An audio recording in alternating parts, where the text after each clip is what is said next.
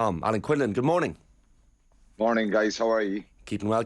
We've had our own Stephen Kisby-Green on the show this week, a Springbok fan, predicting a 6-point win, I think, for South Africa tomorrow. We had Craig Ray on this morning, and he says maybe South Africa by 3 or 4 points. He went with his heart. This is brilliant. We can have the South Africans playing themselves up all day long. Yeah, they're probably entitled to Shane, given where what they've done the last 2 years. They've been pretty consistent. They're a side that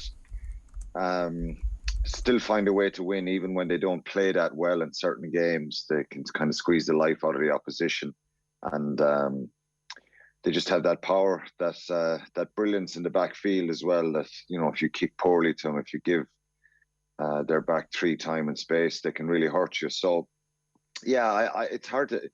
People are asking me about predictions for this game. You don't know. Ireland are kind of coming into this a little bit cold.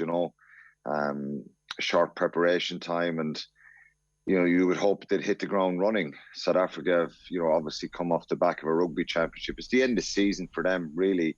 So with their internationals, but all their players now are playing in the URC, so it's different for them nowadays. They're not tired at the end of this year, but it's been a busy summer for them. But they're very, very powerful. They lost 2 games, one to New Zealand at home in the rugby championship, and one in Australia. And by their own admission, I think they didn't start those games well. So Ireland have got to start well tomorrow, and probably rightly so. I'm not sure what the bookies are making it. Certainly, South Africa are probably slight favourites. What do you make of the Irish starting team? Robert Baloucoune coming in is a great one. We had Jack McGrath on the show yesterday, full of praise for him. Yeah, I would have. Adrian asked me for a team a couple of weeks ago, and I got them all right except Conor Murray starting at scrum half, because we presume Gibson Park would have been back, and I was picking Baloucoune on the wing when we kind of heard that James Lowe wasn't going to be available. I think he's an incredibly exciting player. He's been around a couple of years now. He's not a young fella. He's 25, but I think he's matured a lot. I think he's physicality of his game has improved a lot. His kick chase is good. He's obviously a big, tall man, and his biggest asset is that electric pace, but there's more. You've got to have more to your game than that. It has to be an all-round game, and I think he's a super exciting player with incredible speed. But he's up against 2 wingers tomorrow in Arendse and Mapimpi, who are very, very good players and very, very dangerous players. And Arendse is incredibly elusive, and obviously Cheslin Colby at full back. So he might get many opportunities tomorrow, but he's got to do the kick chase stuff, the defending well, get the decision making right around your defence, because that back three are going to test Ireland, and they're going to kick as well. He's going to have a lot of kick receipts, but he's a brilliant player, and I think it's a great call from Andy Farrell. If you were to pick out an area of the South Africa side that you mentioned, like the back three there, that you're most worried about that Ireland won't be able to cope with, what would that be? It'd probably be their forwards, Kathleen. Look, I think everybody knows they're a very physical side, and they bring a real intensity to their game. And I think under Jack Nienaber and Rassie Erasmus, they've really zoned in and focused in on getting really super fit. Their conditioning and being really relentless when they're trying to grind down the opposition. Since those 2 guys have taken over, they've obviously turned everything around. They've won test matches in New Zealand. They've won a World Cup, rugby championship, and they've got real momentum. And I think they're maximising this group of players and getting the best out of them. Sometimes the game they play is not that flashy, but for any coaches who had a forward pack, and it's not just the 8 players, it's the options off the bench, and they're always going to be traditionally big physical players, the South Africans, but I think they can play rugby as well, and but they play to their strengths. And So I think their biggest strength, Kathleen, is up front. Obviously, Cheslin Colby at full back, he can do stuff out of nothing. And when you have a kick chase against him, if your line is any little bit fractured, he'll find a gap. His sidestep is so impressive. And we saw in that World Cup final the winning try he got against England, and he's done it many times for Toulouse and South Africa. He's now with Toulon. So I think that their biggest strength, obviously, is collectively up front, and I think they've developed a real edge to their game. You don't want to give away penalties and give them options to kick to the corner and try and maul against you, because when they get in around that 22 zone, if their breakdown is quick, then if off rucks, they just come around the corner and they get over the gain line. So that's the real challenge for Ireland, is stopping them developing their maul and putting pressure on their breakdown, so they don't have real quick ball with big men running at your backs and stuff like that. Just looking at the odds here for the game, so Ireland are 8-15 favourites, South Africa 13-8 for the game. Of course, home advantage comes into that one as well. Like, Quinny, you look at that, you mentioned the South African back three, and I mean, someone like Mapimpi on the wing for them. Like, if Ireland's kicking game is off in any way tomorrow, South Africa can create a bit of magic with that back three. Yeah, they can. And Mapimpi is he's a brilliant finisher, but he's an incredibly competitive player when he doesn't have the ball as well. So, if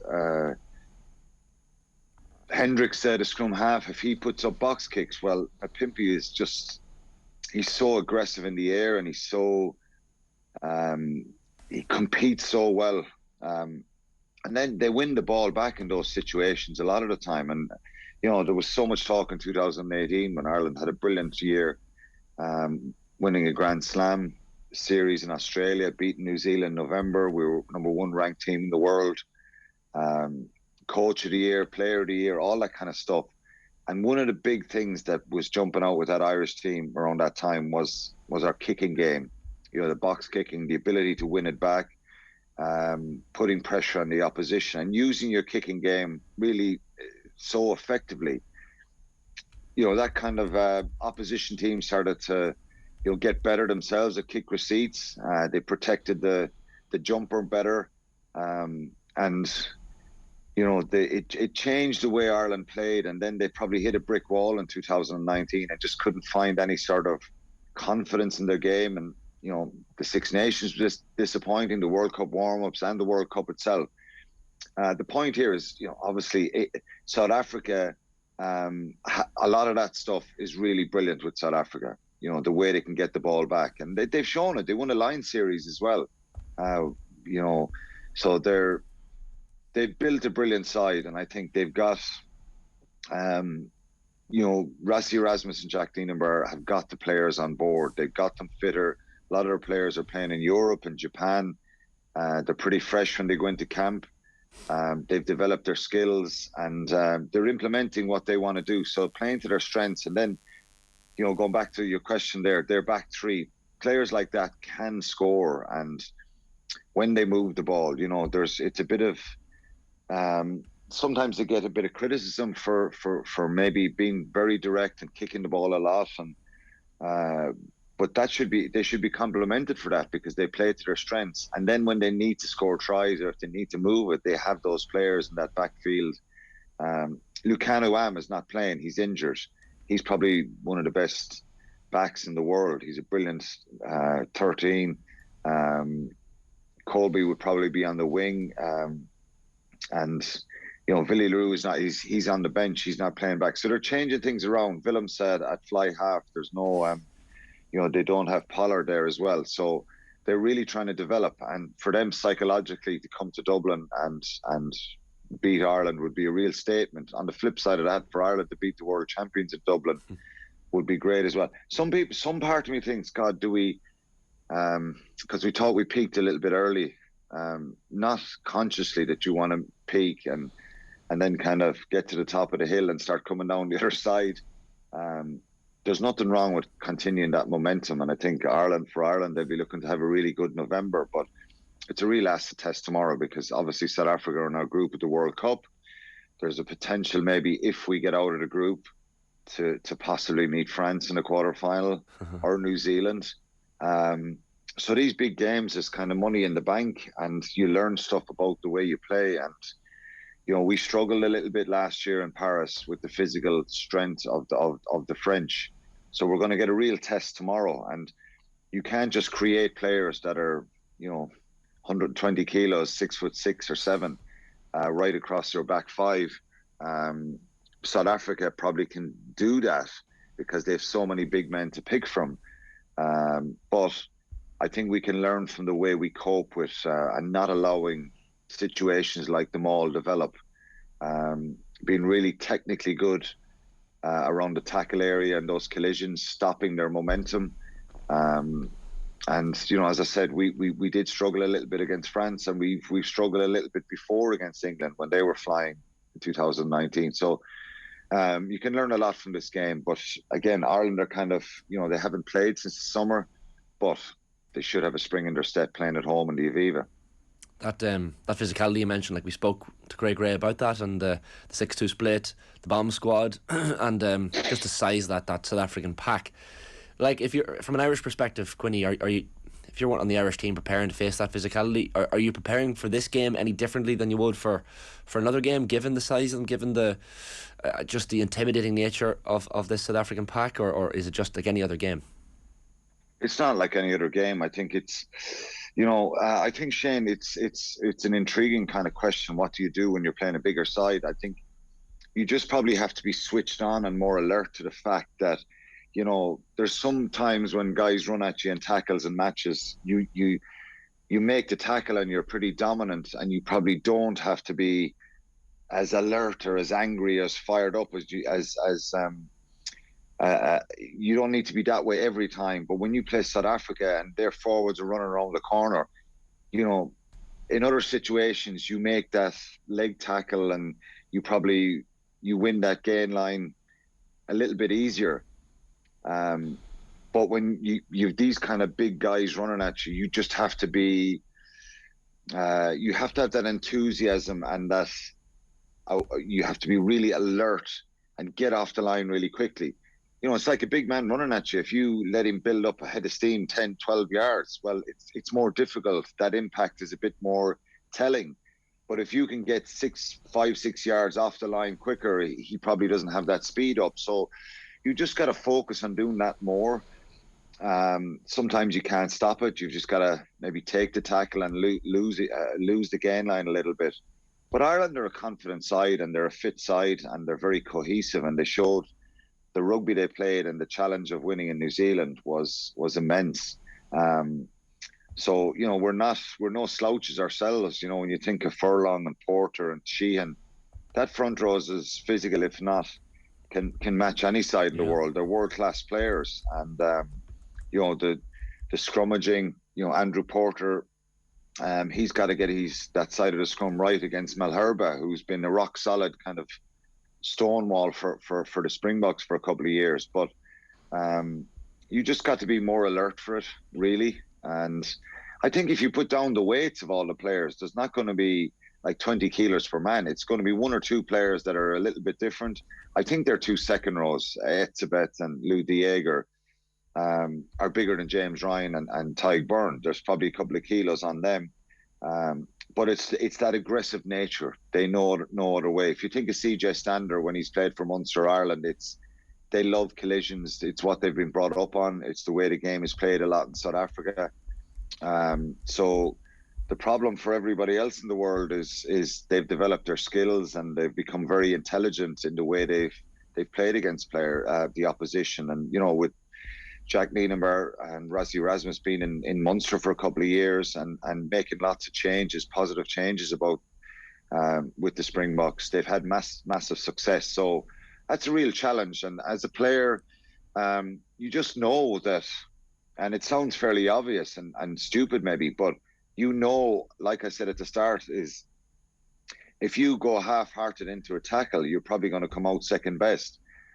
So Ireland have just got to be switched on and aggressive themselves. And I think, they'll be confident if they can stretch the Springboks and build multi-phase, that they can cause them problems. And that could happen. Ireland could have Ireland can hurt any team the way they played. If they can get some of the stuff they did in New Zealand, they can hurt any side. And that's what I'm looking forward to, what their reaction is like. They've got to set the tone.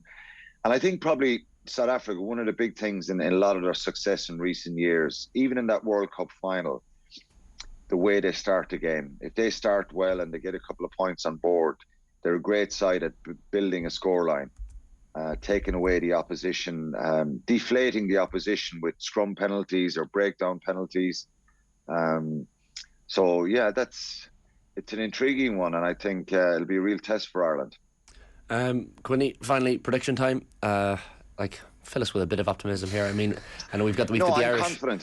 I'm confident, and I really hope Conor Murray. It's his 100th cap. I think a few people. Gibson Park hasn't played for a while. Obviously, he's on the bench, but Conor Murray starting. I really hope that it's a memorable 100 cap for him. I think he's been world class for a number of years. Has his form dipped a little bit in the last 2 years? Probably a couple of years. But he still has that quality, that experience, and I hope he has a brilliant game. I think Ireland are good enough, and contrary to what Stephen was saying, I'm predicting Ireland to win by 7 or 8 points. Love it, brilliant. Finally. Finally some optimism. And of course, we've got the Irish A team playing against the New Zealand select tonight at the ODS as well. So look forward to both of those games. Listen, Quinny, enjoy the action over the weekend. Cheers, thanks guys. Thanks a million. Alan Quinlan there with us, as he is always on a Friday.